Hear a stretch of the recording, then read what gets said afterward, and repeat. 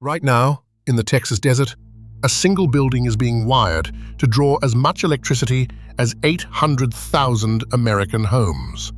Not a town, not a county, one building. It's an AI data center, and it is one of hundreds going up across the country.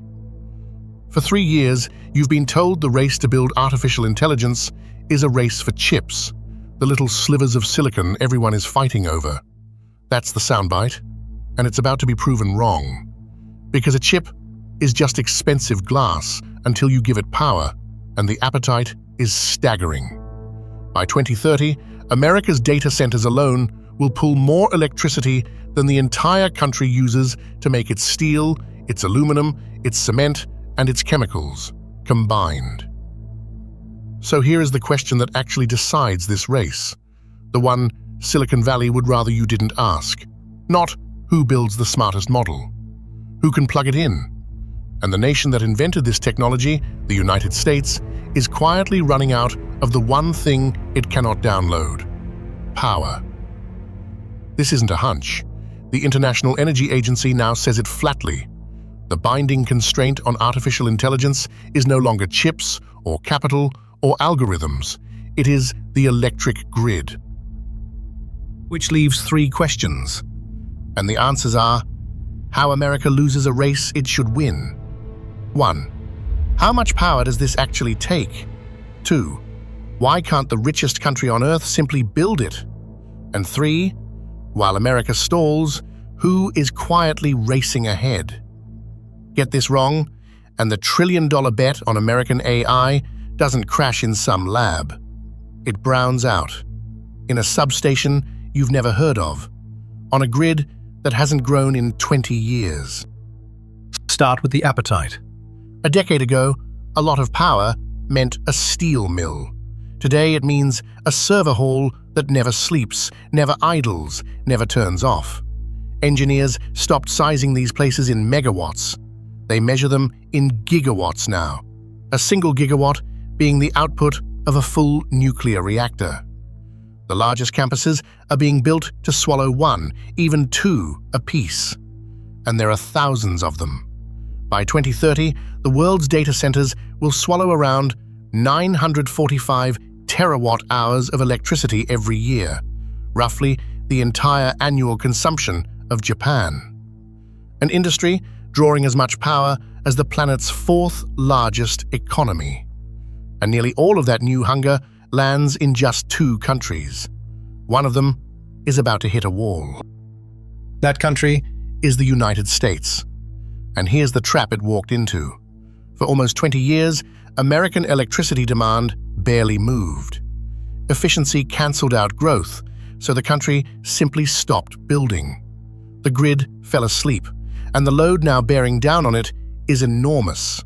By 2030, data centers could be drawing close to 1/10 of all the electricity in America, as much as 1 in every 8 kilowatt-hours, feeding machines that think. Now the grid's been shaken awake, and it can't get up fast enough. By 2028, on Morgan Stanley's estimate, the power America's data centers want will run about 49 gigawatts ahead of what the grid can actually deliver. 49 gigawatts. The output of roughly 50 nuclear reactors simply missing. And this isn't some distant decade. PJM, the largest grid operator in America, the one that keeps the lights on for 65 million people across 13 states, says that for the first time in its history, it expects to come up short of the power it needs, beginning in the summer of 2027, about a year from now. So just build more. Right? Here's why America can't. At least not in time. It is not that the country has no new power, it's that the power is stuck in line. Across the US, there are enough new energy projects waiting to connect to the grid to more than double it, about 2.3 terawatts, nearly twice the entire existing American fleet, idling in a queue. A project that wanted to plug in back in the early 2000s waited under 2 years. Today, it waits more than 4.5. The bottleneck was never generation. It's permission. And that's the moment you realize this was never really a story about artificial intelligence. It's a story about whether America can still build anything physical at all. Wires, towers, transformers, at the speed the future is demanding.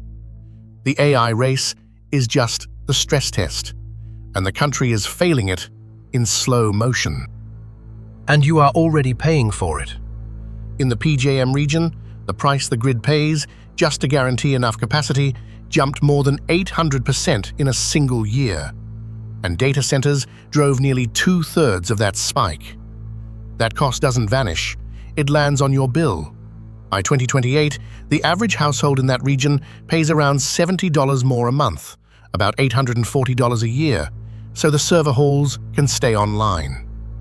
The AI boom isn't just a number in a tech earnings call, it's a line on your power bill. Now look at the country America is actually racing. Over the last decade, while US electricity generation crept up about 6%, essentially flat, China's grew 74%.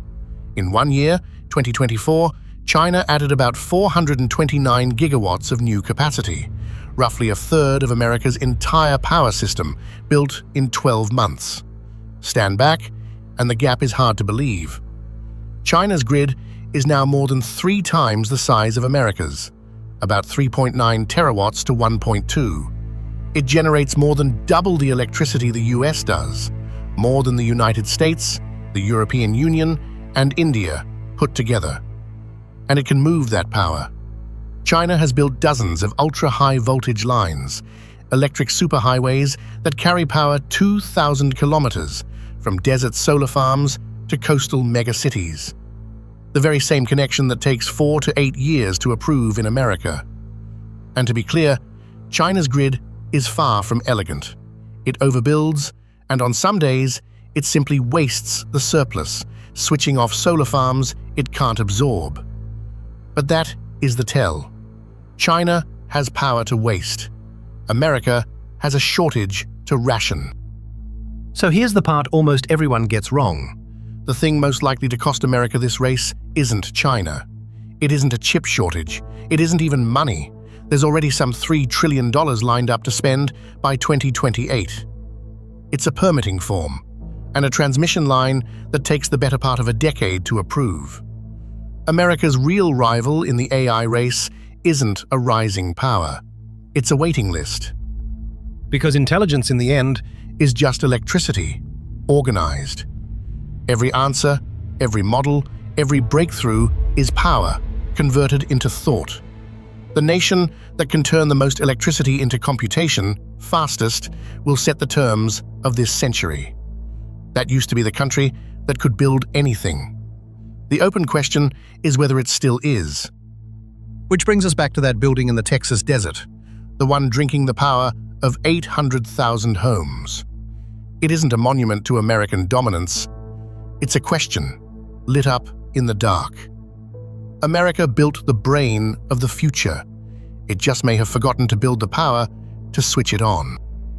If you want to understand the forces Quietly redrawing the global economy, the money, the power, the leverage behind the headlines, subscribe. We follow it here every week.